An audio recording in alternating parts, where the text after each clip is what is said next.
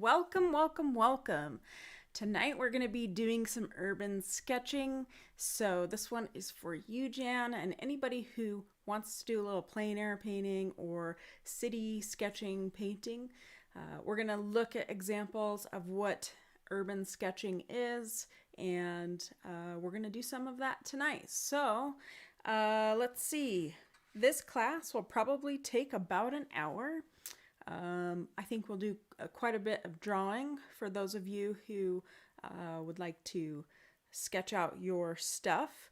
I do want to let you know that there is a reference link in the chat or in the description down below this video where you can grab that reference now and you can get it ready while we are talking over some of tonight's topic. So go ahead and do that now, and then we will get started here shortly. If you are new here and this is your first class with me, my name is Paige, and I'm the Chief Pixel Pusher and Paintbrusher over at Gumption. And I love to paint and draw and create, and so if you're here, I'm assuming that you do too. Also, if you're here with me in chat, let me know that you're here. Let me know where you're tuning in from. If you're new to this channel, I want to know. So let me know in the chat. That might be to the right of your screen here. And yeah, let's say hello. And let's see. Let's go over to our supply corner because this is going to tell you what you need tonight. So tonight we're going to be using some pens, some waterproof pens. If you don't have waterproof pens, I will tell you how you can paint and just use regular everyday pens that are black that you can use tonight. So these are, I think you pronounce it Molotov pens. They are waterproof. Maybe you can see that. And they are a nice set of pens. So that's what I will be using tonight. Let's see. I will also be using watercolors in the colors a blue color. So if you have a phthalo blue, I will be using a phthalo blue, but any blue will do. So whatever you've got, use that. We'll also be using some greens and some grays. So if you have a Payne's gray or Sodalite or anything that's like that, maybe even a diluted black, if that's all you have, you can use that too. And a warm brown or a Moonglow color might be suitable as well. And Moonglow is just kind of a muted purpley color. So that is what we'll be using tonight. You may need some paper towels, an eraser, and a hair dryer in case you need to dab a little or dab your brush on there. Now I just noticed that I have a typo here in my supplies list. So it's pens, not pence, but pens. And we'll get started here. First, I do want to share some examples of urban sketching with you because you might be intimidated by this term if you've never heard it before, and there is no need to be intimidated by it. There are a lot of different ways to do this. It's really basically plein air, but using different tools, and a lot of people go to the cafe and they draw in the cafe, or they draw cars or buildings outside, and that's what we're going to be doing tonight. Now, we can't actually go as a group and go hang out outside to do this, so we're going to have to do it virtually. And tonight we're going to be going to Glastonbury Abbey over across the pond. So that should be fun. Again, if you're just tuning in, go ahead and grab that reference. That should be down below in the description or to the side of chat. I've put that link in there as well. So I'm going to switch my view to my overhead view. And you can see, don't get seasick here. So this is what we're going to be painting tonight. Sorry for all the fancy camera work here. And you know, if you don't have paints and you're tuning in for the first time, you can use colored pencil, you can use whatever you have. But we're going to explore this technique of using pencil and pen and then painting it. And it's really kind of a really fun activity, especially if you don't know what to paint or you are out somewhere and traveling, this is the best way I feel to document any journey that you go on. So let's take a look. I'm going to grab this book here because I want you to see some examples of what you can do. So this book is The Art of Urban Sketching, and it has all kinds of great artists that are in here. But you can see urban sketching really encompasses so much. There's pencil and pen and ink and watercolor, and this person didn't use ink, it looks like, but it's mostly painting. Also, this person looks like they may have used some kind of crayon of some sort, whether it be an oil pastel or something. You guys see that all right? And here's some people who've really gotten into detail. One thing that's really important when you're urban sketching is knowing how to draw in perspective. And we haven't hit upon that in this online class, but it's certainly something that we can touch upon. I know some of my students that I teach in person, we've had some of those classes, and when you understand perspective, it really helps. But you can see here, I mean, I love this. This is so loose and fun and feels very fresh. So the thing that I like about urban sketching is it's really, however you do it, you can't do it wrong. And some people are devoted to this form of artwork. You can see this is a really long sketchbook or piece of paper here, which is really fun. And I'll just quickly flip through. We're going to do a car in about, I think, 2 or 3 weeks here. So, you know, even cars count for urban sketching.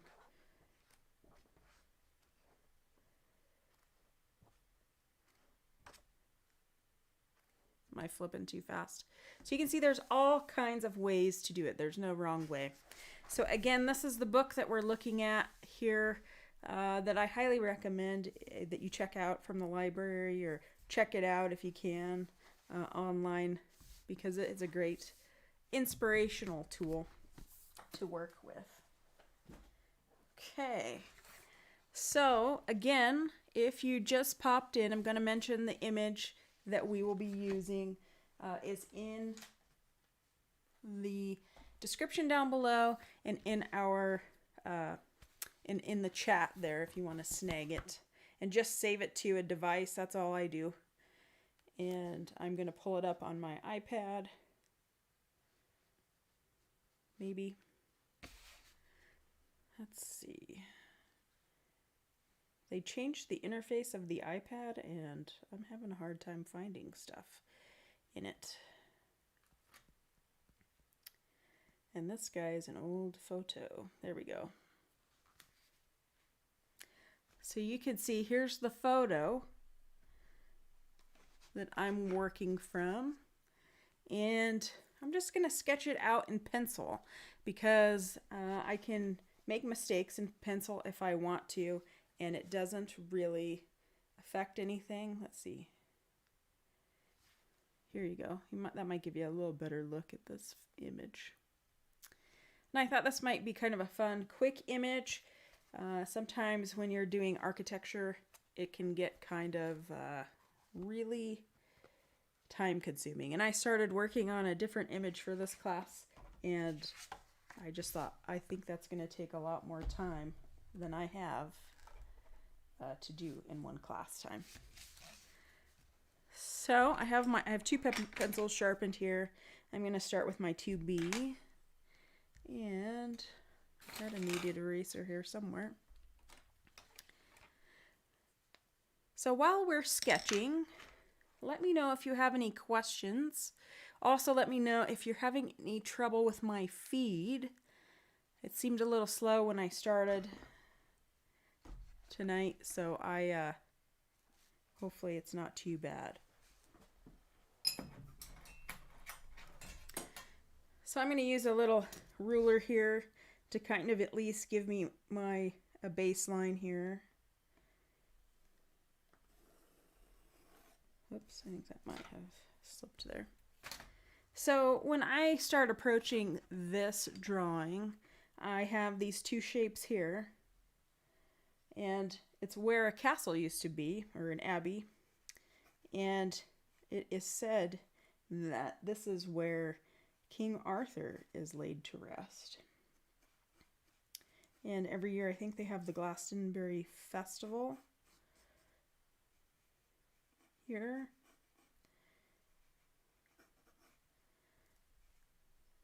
So, and I would say to you too, if you want to start with just your pens and just go right to drawing, you can do that too. You don't have to sketch it out, but I thought for myself it might be helpful. So these are pretty parallel to one another, and I basically kind of get the full shape in there and then start whittling it down from there.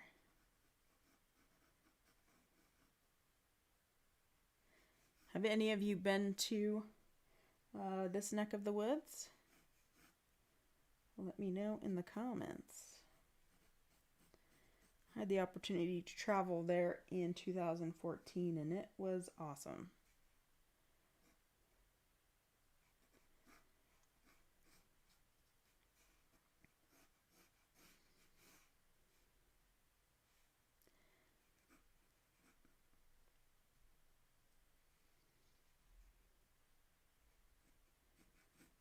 Okay.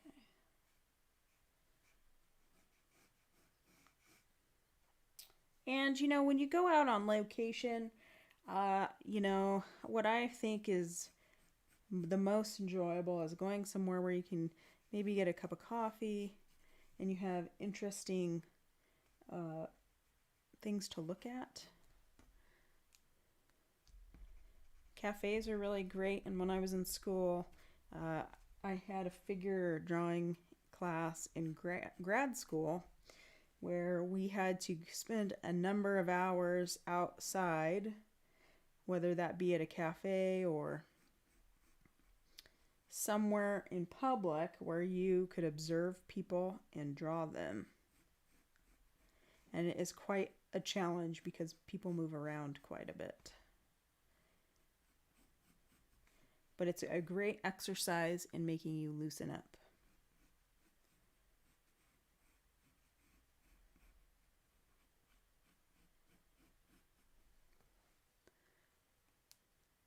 Hey Jan, it's nice to see you.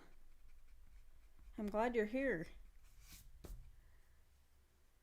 Give me a shout if you have any questions or you missed anything. I don't think I've gotten too far.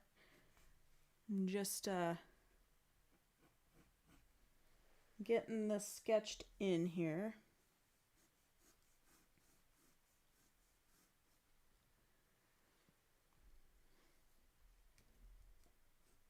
And I appreciate you saying hello. Sometimes it's kind of weird, you know, I feel like I'm talking to myself sometimes. So it's nice to know that you're here.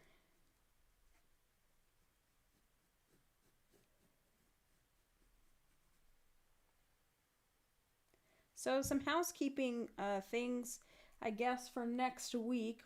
We will be in a Zoom class. My patrons will be in a Zoom class next week. So you won't see a class here on YouTube. It will be in Patreon. But if you're not on Patreon, that's okay. We are going to have the following week, we're going to have a class. And that class is going to be on leaves. So if you ever want to know what's happening with the schedule, just visit ihavegumption.com and go to the calendar, and I have that updated with the classes and where they're at.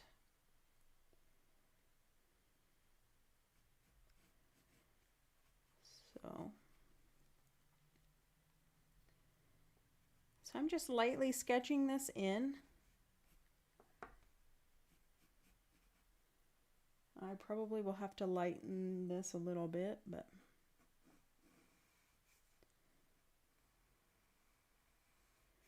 one of my favorite urban sketchers might be Tommy Kane. He's a great artist and a really interesting dude. He lives in New York. And I don't know if he does as much of it, but he used to do quite a bit of it. And he would use watercolor and colored pencil to do a lot of his work. And you can use any medium when you're urban sketching. Watercolor just seems to be kind of the easiest to get mobile with.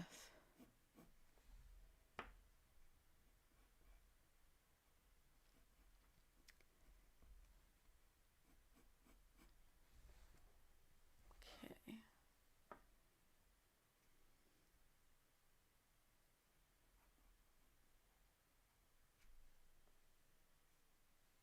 Actually, I'm going to go back over here before I forget.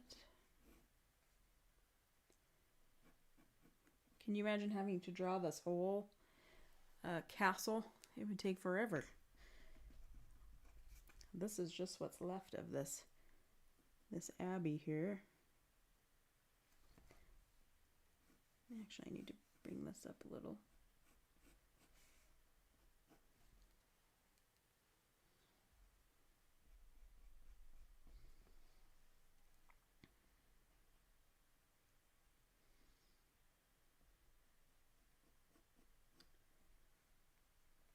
So if you guys are in here with me and you do urban sketching already, what are some of your favorite places to visit?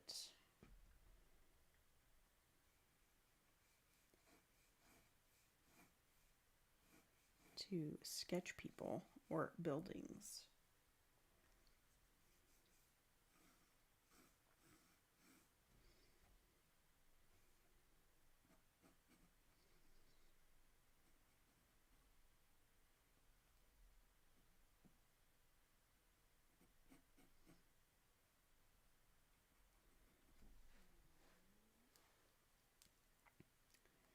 And I should say too, I just did a video on plein air painting tools that I've discovered.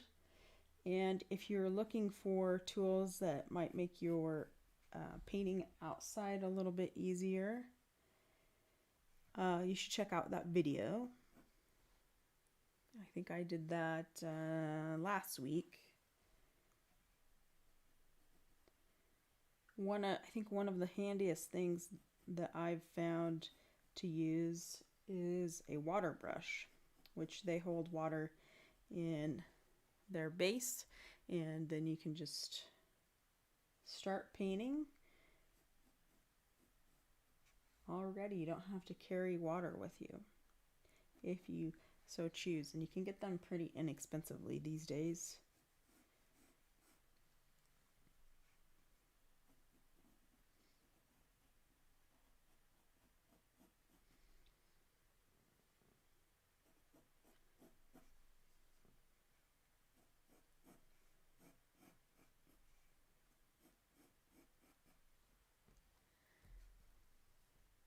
So when I went to the UK in 2014, we saw all kinds of cathedrals and churches and castles.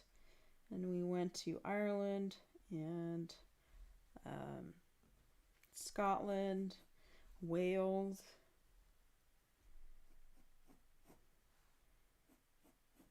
and England.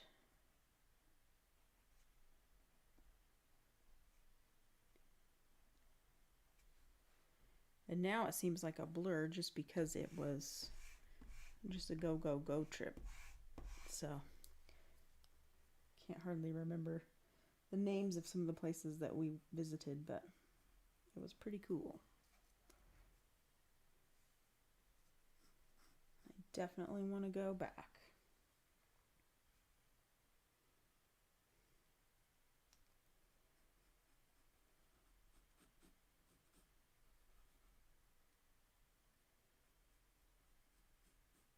So how are you guys doing on your drawing, if you're drawing along? Now when we draw, in general, when you paint or you're drawing, usually there is a point of interest in a drawing. With urban sketching, you're kind of just, you're creating a composition, but I guess my point is that for some of these things in the background, you don't have to go into great detail for them. They can just be kind of a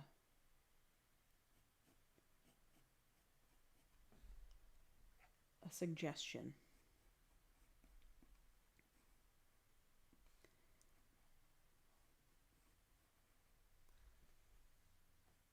And I'm not going to do the tint in this guy, although the color is interesting. Let's see. I need to do this guy here. These are the corners of the Abbey.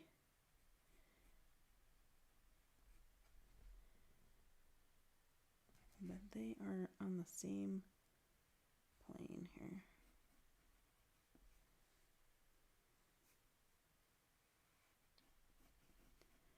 So when you're drawing, sometimes it really is helpful to use your pencil to just align things, especially when you're looking at your image that you're drawing, because sometimes it's, especially with architecture and things, it's easy to get lost a little bit. So if you're lining up, like I'm lining up the bottom of this building here and then lining up the back corners, I can kind of do that with my pencil and sight it and just make sure that it lines up there.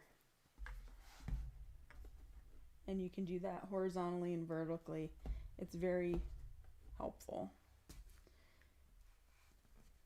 because then you can go, oh, I'm really off there. So, and for those of you who do not know, I'm using a kneaded eraser. You can buy these at Hobby Lobby or any art supply store. They come in a little flat square that in the drawing section where you might find the pencils there. So you can kind of tap your page and do a little lifting if you need to.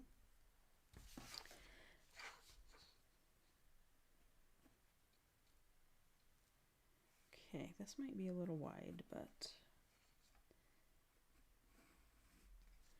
we're probably good there. So one tip that I learned recently, actually I need to do some trees, is that you can roll up your eraser and then you can use it to hit a more even swath of your drawing. So basically you take your eraser like this and you roll it into like a sausage. And then you can take this and roll it across your drawing to pick up some of that lead. Especially with watercolor, you know, sometimes you don't always want your pencil marks shining through. Some folks don't care, but usually if they're in there, they are in there after you paint. Okay. So, and when you're drawing your trees, don't forget their trunks. We also don't want to forget their shadows, which we will paint in here too.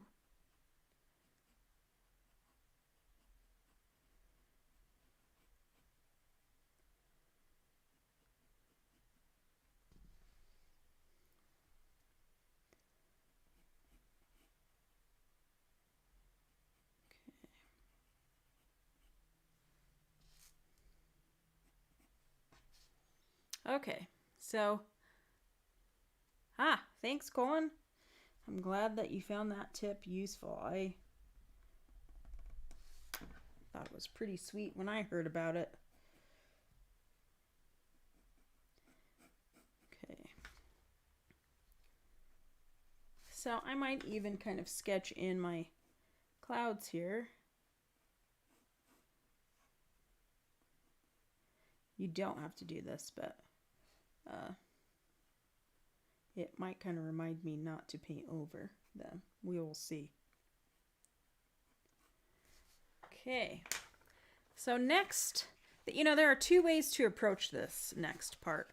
So if you know that you have waterproof pens, you can move into the pen stage, which is what I'm going to do. Now, if you don't have waterproof pens, I would say you can hold off and wait until we get to the painting stage. And after we're done painting, then you can go back over with your pen and it won't bleed everywhere. Otherwise, it will make a big mess. But now I'm going to move into my pens, and we're just going to take a look at a few different sizes, because when it comes to pens, size matters. So this is a 0.05 millimeter. Let's see if we can get that thing to focus. This is a really skinny pen or pen tip. And I really like these light, loose pen tips. I would use these for, if I were drawing a bigger picture with just pens, I would use these for smaller details. This is a 0.5 millimeter. And you can see that's a pretty good size tip. Let's see if we can demonstrate here. So there's our 0.5. There's our 0.05.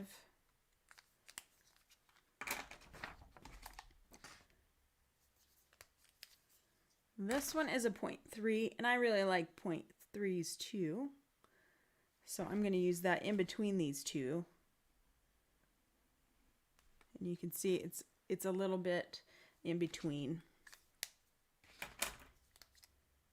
And this guy is a 1 millimeter, and he's a pretty thick line here. So if you're drawing something in with ink, you might use the thicker lines for somebody who's closer to you in an image, and that will make them come forward a little bit. And then you use a thinner pen for the little details. So there is a little tip for you. But I probably will never use all of these different sizes here. It has them demonstrated down here too. But what's great about this pack is that you've got a lot of different options. But if you're just starting out and you just need a couple of pens, those are some good sizes to start with. Okay.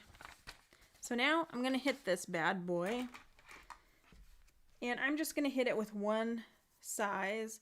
I think I'm going to use this 0.5 and just get started and kind of hitting up some of my, I'm still going to look at my reference here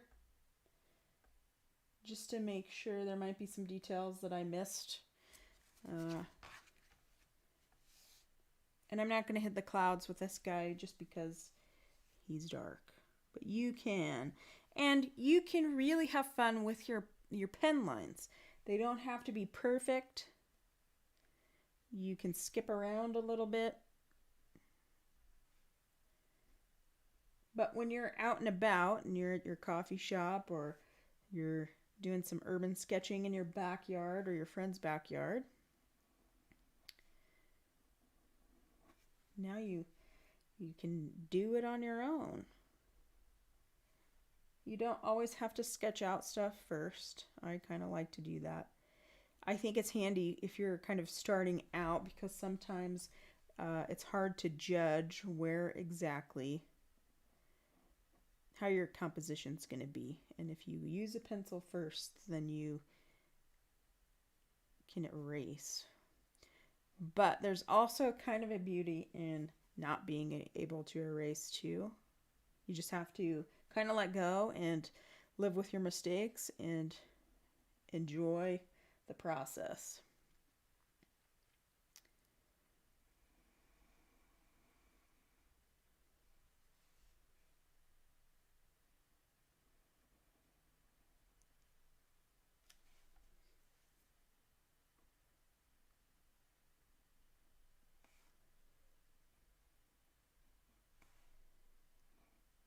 I spent a lot of time when I went overseas. I had a sketchbook with me, and we spent a lot of time on the bus. And whenever I could, I was using my water pen and whipping out my watercolors, sketching people on the bus, or, you know, if we stopped for lunch somewhere, trying to do that too. Somewhere if I got a moment. I think it makes waiting rooms so much better, and it makes, you know, our phones have occupied our time, but being able to sketch in public and kind of get away from the phone and just kind of enjoy. You really enjoy having to wait a little bit more.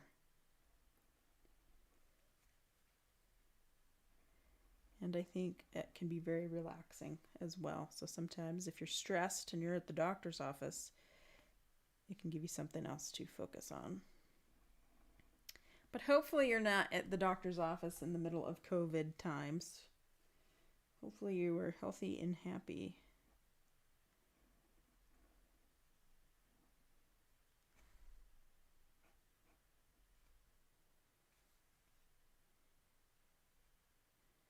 Just kind of draw that in there. So these guys. So I guess you guys can tell me, because I know I have some of my regulars in here, if you guys want to do another perspective class.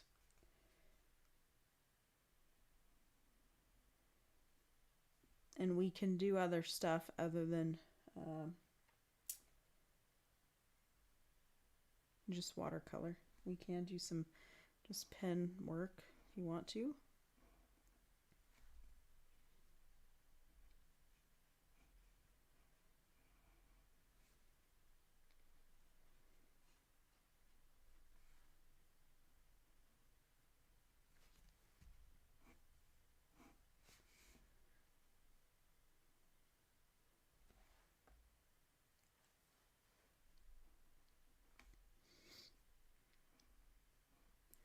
So this class you're getting to do a lot more drawing than normal, but that's not all bad, right?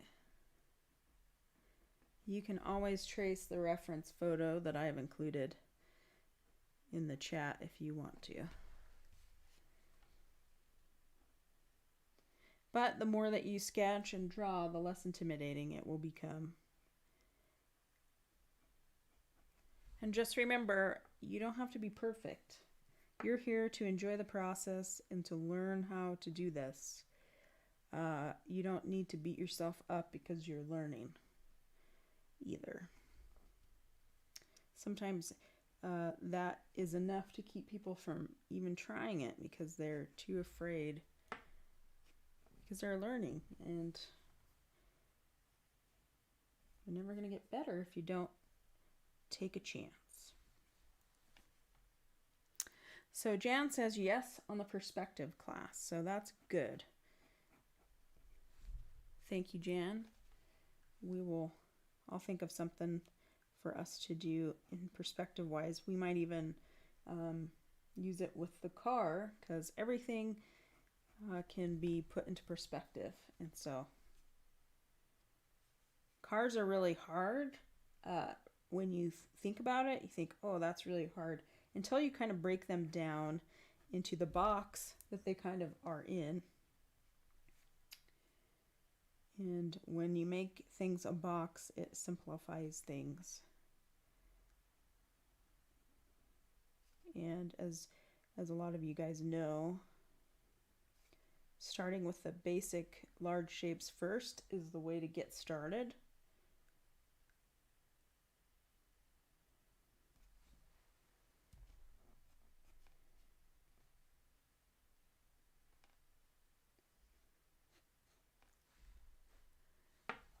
Sorry, I feel like I'm being slow here. If I'm running too slow, you guys can just say so. Oops. when I started doing watercolor again, I did a lot of this pen and ink, or pen and ink isn't the right term. I used a pen and watercolor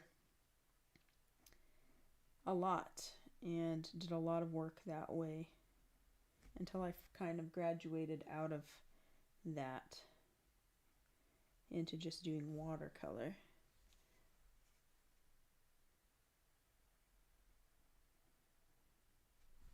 So if you feel like, that might work for you, or you'd like to start that way, do it. Do whatever it takes to make the process enjoyable for you.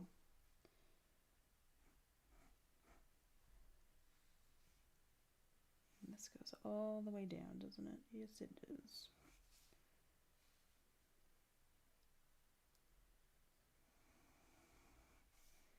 I can't draw a straight line to save my soul. There's no shame in using a ruler. All right, Laurel. Laurel says she wants to paint a car. All right, well, I got the car for you.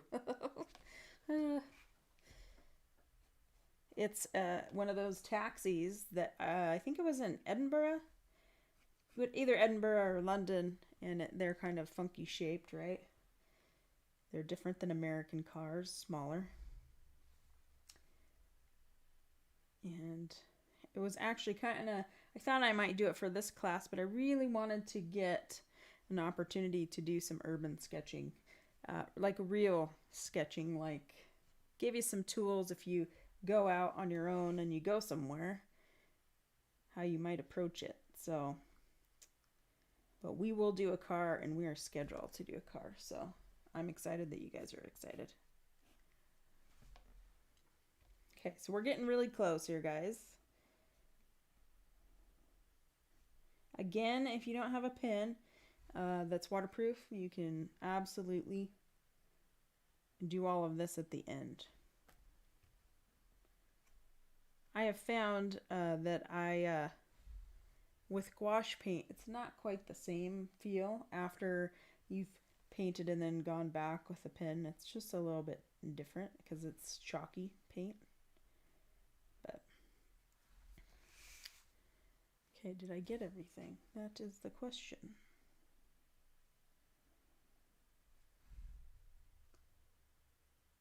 Okay, so I think, oh wait, I missed something here. So we're really close. So we're going to start mixing some colors. And we're going to start with the blue first. So if you have a phthalo or a sky blue or any kind of blue will do. I'm going to bring my water cups up here. Move my computer back maybe just a hair. Okay. So I'm done with my pens, and so I'm going to put them away. You can always continue to work on this how you like. So I decided not to do the palette cam today. I like to do it because then it gives you guys an opportunity to see what the palette looks like. But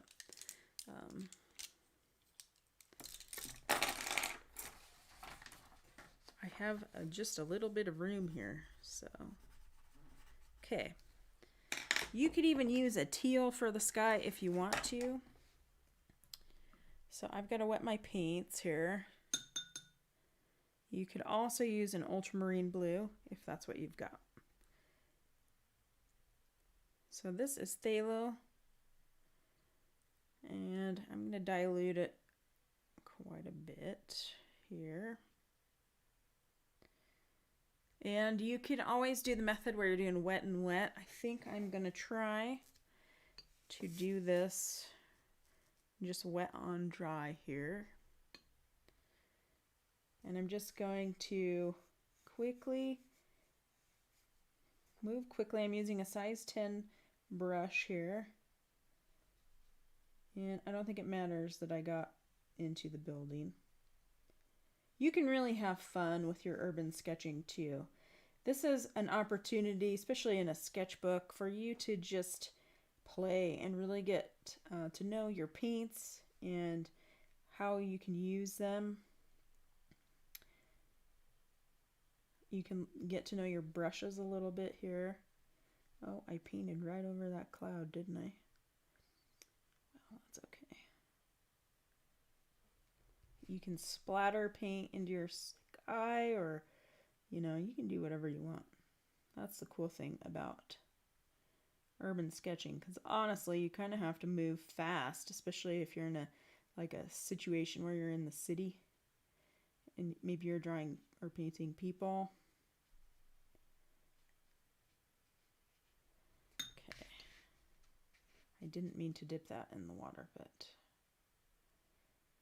oh, I painted over another cloud. Maybe I should have gone over it with pen. Oh well. So I'm just trying to move smoothly because, you know, I don't love having marks in my watercolor. You can, let's see if I have a paper towel handy. You can take your paper towel, bunch it up. Oh, my computer's going haywire here. And you can dab in some spots if you want to. Or like here for my cloud, I can soften this edge just a little bit.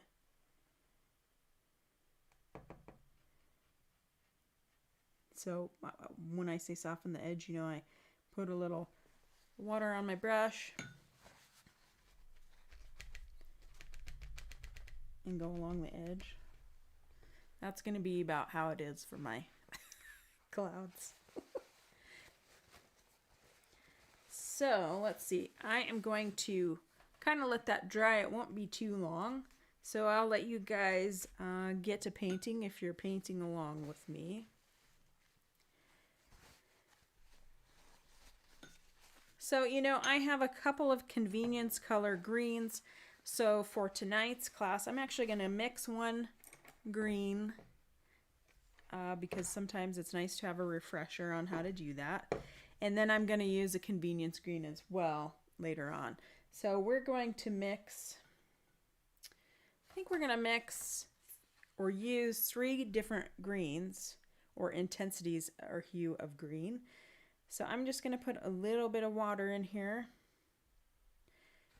And I'm going to take a little bit of phthalo.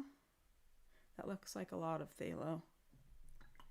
And dip into my yellow. I have a Hansa yellow here, but if you have a lemon yellow or any kind of yellow, that'll work. And then you can see there I've made a really nice grass kind of green.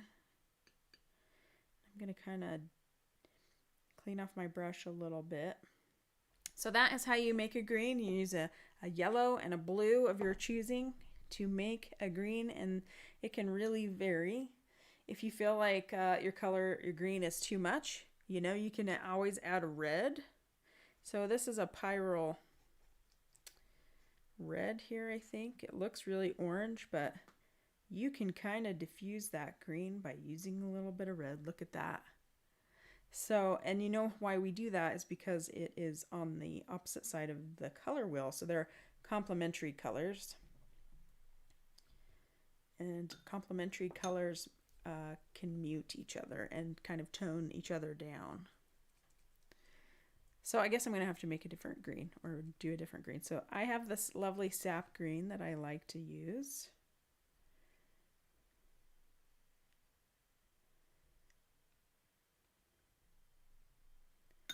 And then I also have a green gold that I like to use. And basically, these colors have more yellow in one and maybe more blue in the other. And that is really kind of the difference between some of these formulations. Sometimes they come directly from a pigment that is green. But if you want to be able to affect the tone or the warmth or coolness of your green, that is how you do it. So shoot any questions you might have to me regarding that if you have questions. Let's see.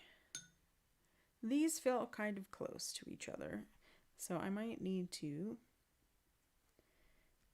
make this a little more vibrant. So that looks really blue. But I'm gonna add some yellow and see if I can get that green back.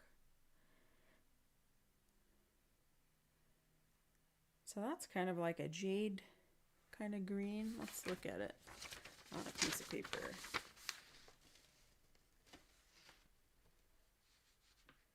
Pretty jade green.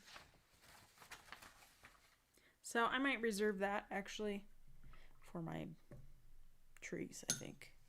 Okay, anyhow, we need to get started, right? So I'm gonna hit my sap green here. This is kind of a grassy greeny color. And I'm gonna hit my grassy areas. I'm looking at my reference here. Looks like I forgot to draw a line here, but that's okay. And I'm just gonna move this bead. Again, this doesn't have to be perfect, but some of these are things, as you've been taking class with me, you've heard before. And I'm gonna get in here, and you can just cover up the trunks of your trees.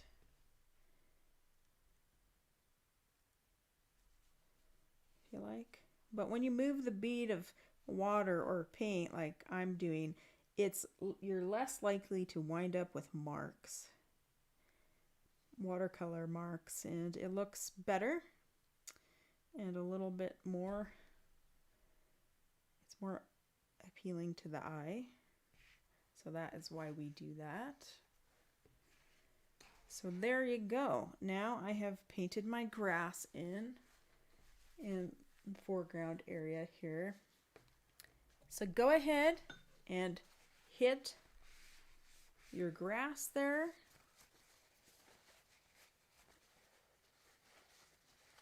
And I will kind of hang tight here for a minute so you have an opportunity to paint.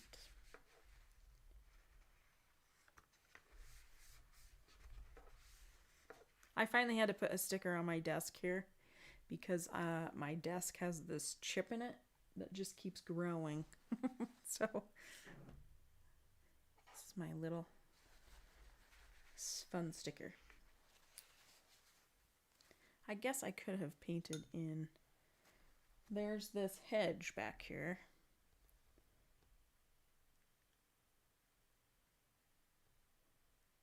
There we go. And I would say, you know, it doesn't have to be perfect again. You're just here to have fun. And thank you for whoever gave me the thumbs up like. I appreciate that. I love having you guys come every week. I can't see you in person, but I can sure hang out with you online. And I dig it.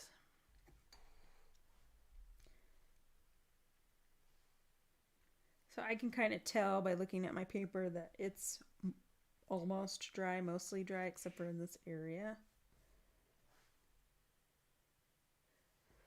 How are you guys doing out there?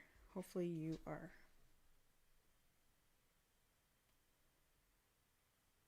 Hanging tight. Okay. So you might still be working, but that's okay. So what we're going to do next is I'm going to move into my trees. I'm going to start with this green gold color. Because what we can do is we can lay down this lighter color and go back in with a darker color and watch them mix, or we can layer them however you like to paint yourself. So I'm going to just start over here. I'm going to try to paint in the lines. I'm still using this big number 10 brush. You can cover a lot of area with it. And I have trees back in here too that I did not draw in. So I'm going to tap them in there. If you get into a spot and you get too much liquid in there, don't worry. You can take a dry brush and suck it up and dab it on your paper towel. I'm not going to worry about that too much. And I'm just going to finish kind of all these trees. I'm going to try to move quickly because what I can do while this paint is still wet is drop in darker color and let watercolor work its magic.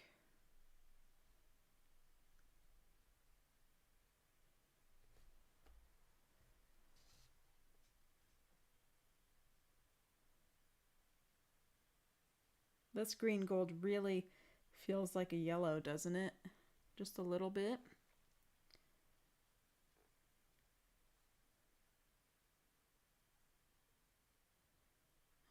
Okay. So now we can dip into our other green and we can drop it in here and watch it spread. I mean, look at that. That's pretty cool, right? That's the one thing I love about these core paints is they just move like crazy. You can use Oxgall, I guess, if you want to have more movement, although whatever is in the binder here for these core watercolors, they move so nicely. So even now, if we want to make our trees even darker, I could dip into I have this color called Sodalite. It's really like a dark, if you can see that. Let's see if I can zoom in here without dragging this across my page. So this Sodalite it's a dark navy kind of color. It's about the same color as Payne's Gray. So if you have Payne's Gray, you can mix this with your green and create a darker green. And you can drop it in to your painting where it's still wet. Kind of dab it in there. You can kind of move that bead around so it goes where you want it to.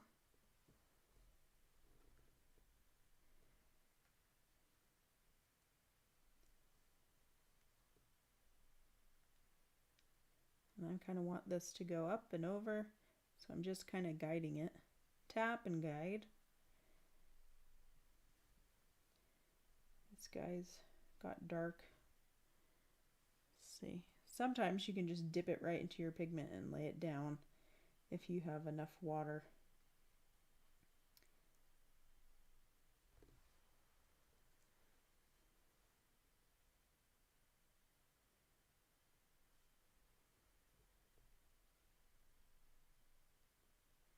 And what I really love about this paint, so Sodalite is made by Daniel Smith. It's made from actual Sodalite stones, and it granulates beautifully. And you know, people are either in one camp or the other. Granulation gives texture, and some folks like texture and some folks don't. But it can create a really interesting feel all on its own just by having that ability. And you can kind of go back and forth and add more pigment. If you need to lift something, you can do that as well with a dry brush, a clean dry brush. So I have a little bit of drying time that needs to happen here. So I'm just going to let you guys paint, excuse me, for a moment, and then we'll hit it again.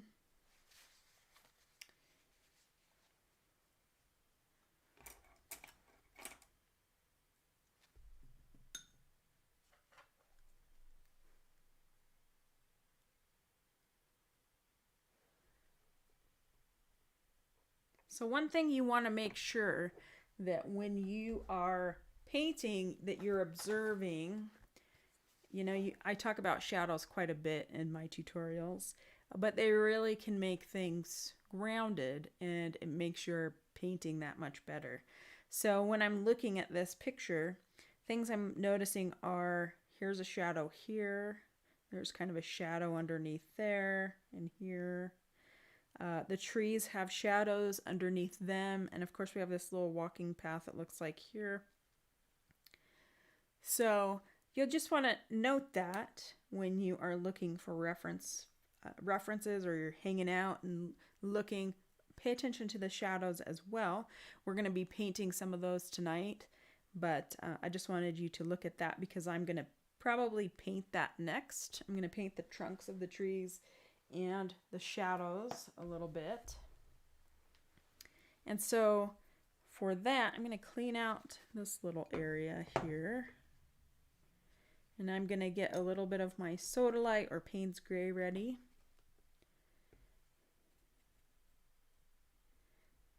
So I think mostly everybody who's in this class has taken class with me for a while now. But if you're new, you are always welcome to use what you have. You do not have to buy extra stuff for this class. We just, there are all kinds of painting supplies out there, and if you want to buy the same stuff that I'm using, that is cool, but it's certainly not mandatory.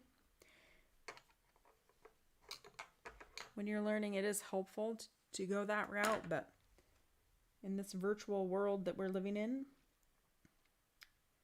and depending on where you live, sometimes it's hard to get some of these supplies.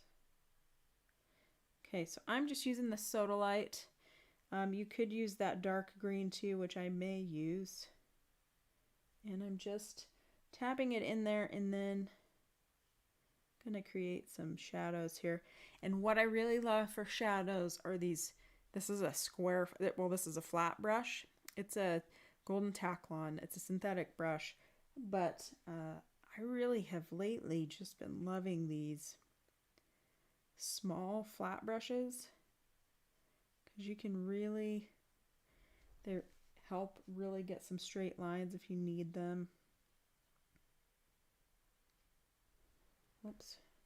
So now I'm just putting in the shadows and putting in the tree trunks here. I'm going to also use this to do the hedge.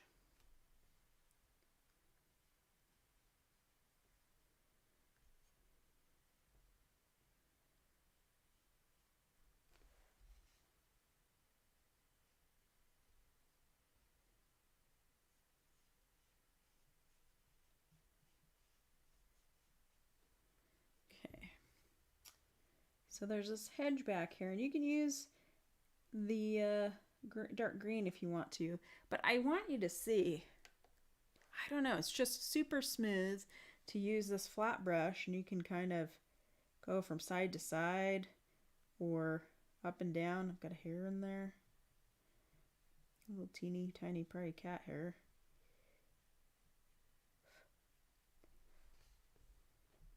And my ledge kind of got covered up over here, but I'm not going to worry about it. So if you do what, you know, like when you buy brushes again, or maybe get yourself a little flat brush. Here's my, I don't know what I did there. Get yourself a flat brush to play with. This one is a size 4, and it's a nice little size for this kind of work.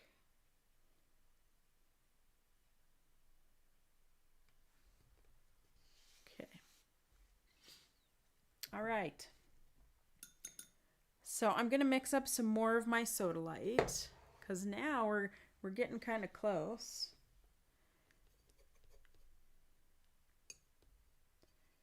And I don't actually want to forget this little path here. You don't have to put it in, but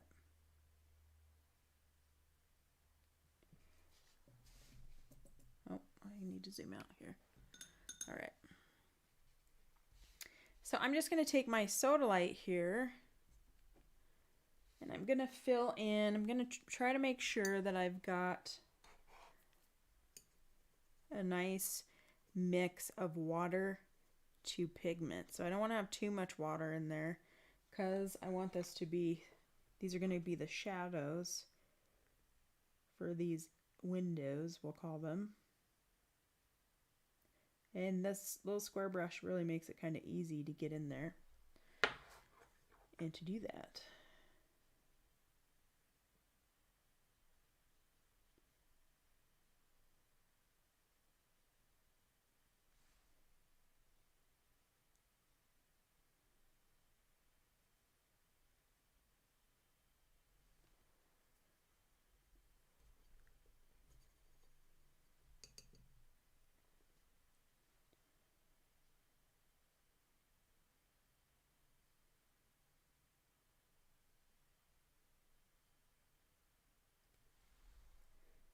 You know, and if you find that you didn't do something right, didn't draw something right, you know, you're probably going to be the only person that sees that in your sketch.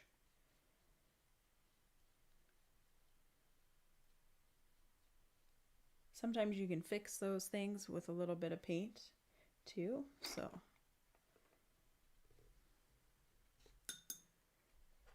Okay, so I'm gonna actually do this dark area here. I'm gonna bring this one up here a little bit. Maybe if it doesn't block my light too much here. And I'm gonna do this area.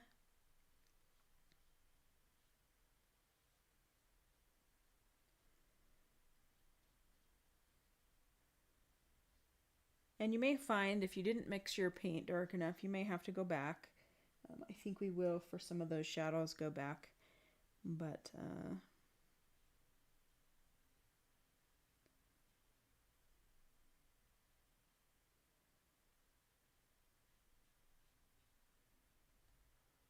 did we get them all?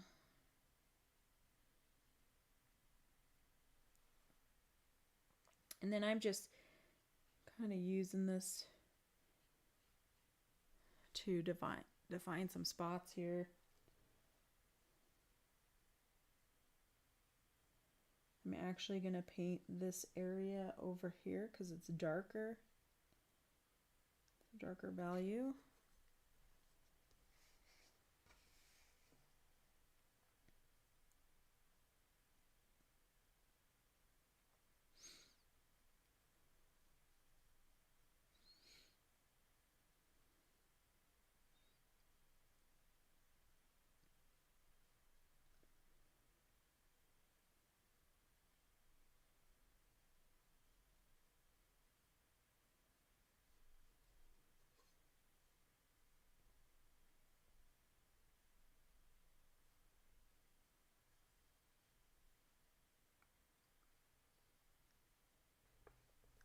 And we may have to hit that with a little more pigment. Or you can do a second application.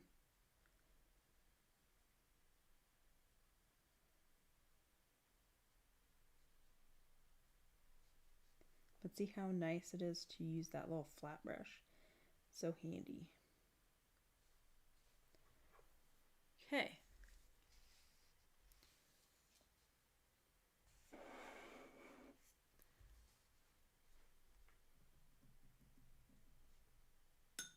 So now I'm going to mix up, well, I'm going to mix up some more of my Sodalite here with a little bit more water.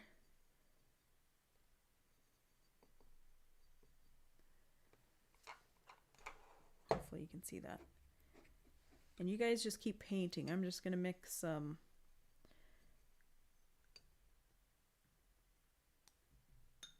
of that color. And I'm going to mix a warmer gray color. It's going to be kind of a gray brown.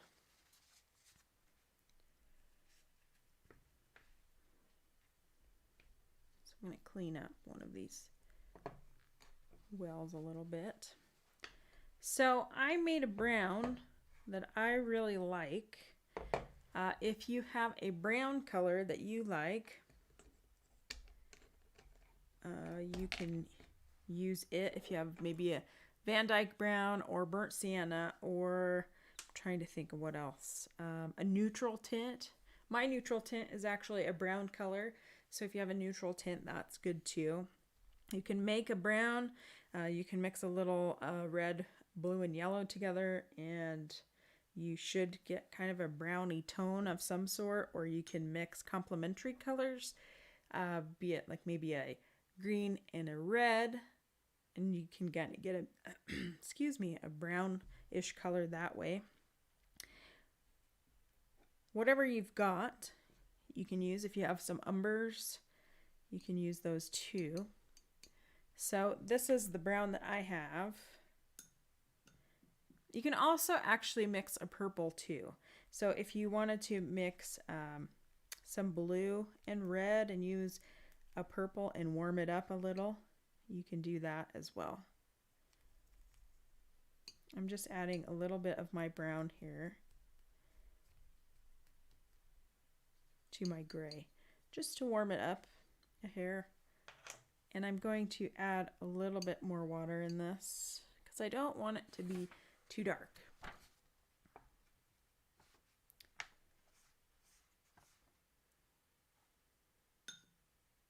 I just add a little bit. Okay. If it's too dark, it's not anything to panic about, but we'll kind of be doing a little bit of layering here. And I'm sorry, we're going a little bit over an hour here, it looks like, but we're almost on the home stretch. So, and I'm just going to lay this down. We're basically glazing here over the top of my Abbey here.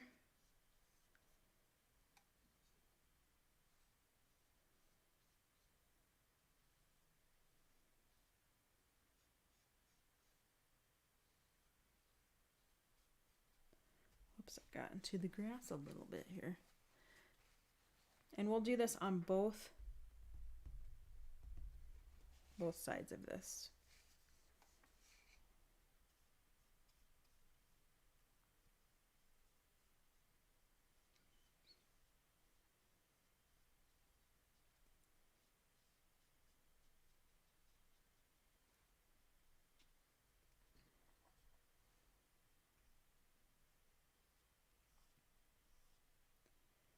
Now we're not scrubbing over the other paint, we're just kind of lightly, whoops, directing traffic, so to speak.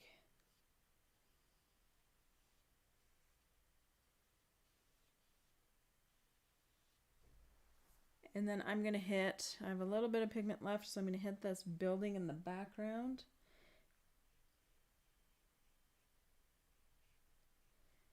And add a little bit of water because that roof line's getting some sun.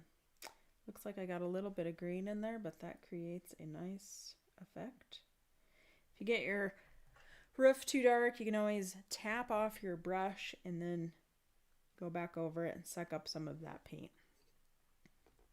And here you're going to want to make sure to get all the other corners of the building that is still standing with your gray.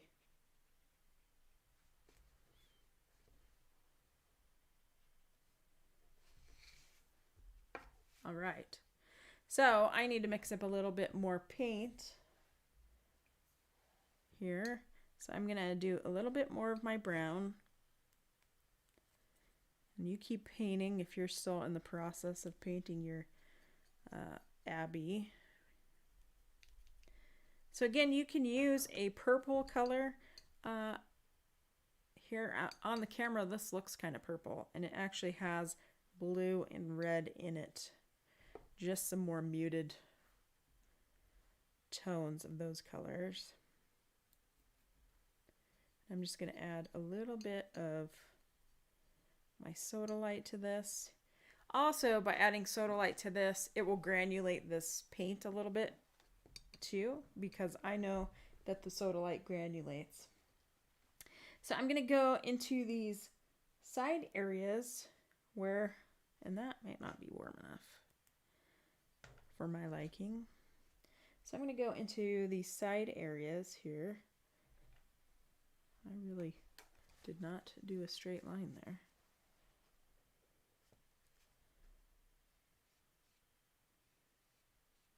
Oops. And kind of get these long areas in the top here where it appears darker in our image.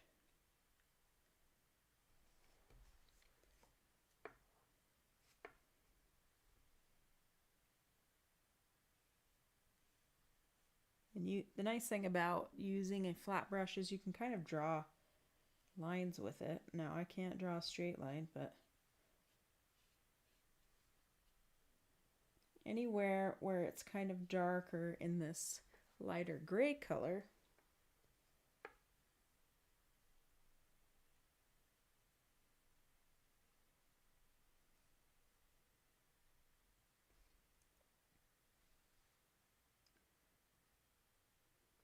I think I must missed a spot here when I'm drawing. That's okay. We can improvise.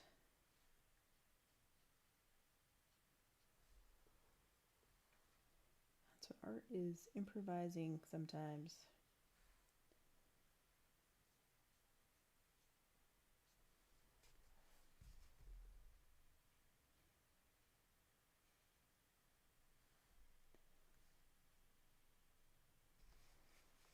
And you can get as loose or detailed as you want to get there. I really did miss this whole spot right here. Oh, that's okay. I might even just add a little more warmth here, because I feel like this back area is a little warmer.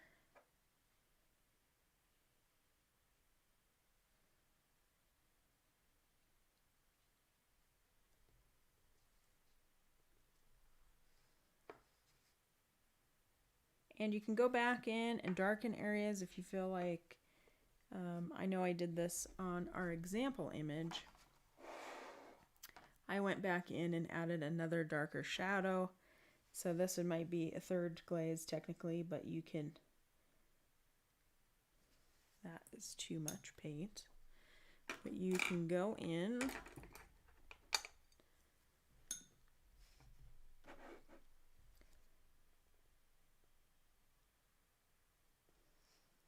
and darken some of these shadows. And you'll notice they're kind of at the top in there.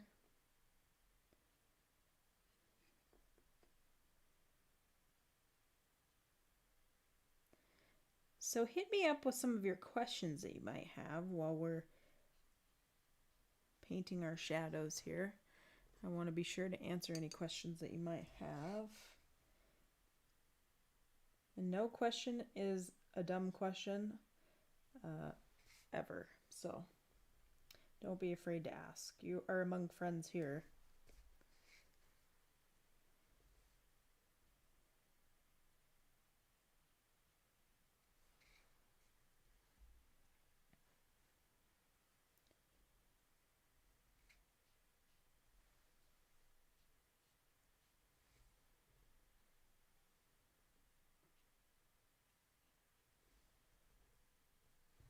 And you can just kind of keep whittling away at details and having fun with this.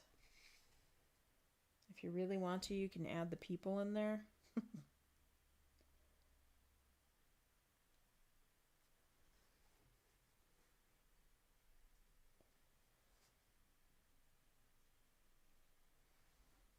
I'm going to move that so you can see a little bit. This has a dark area up here too.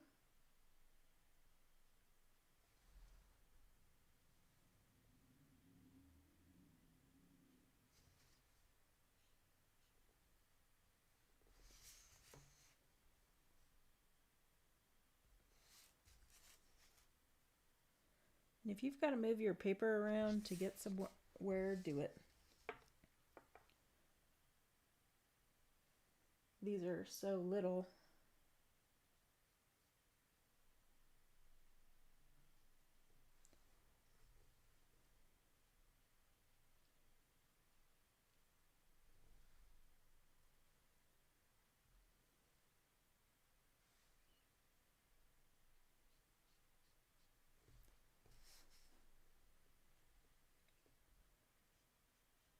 Yeah, I mean, you just could keep whittling away.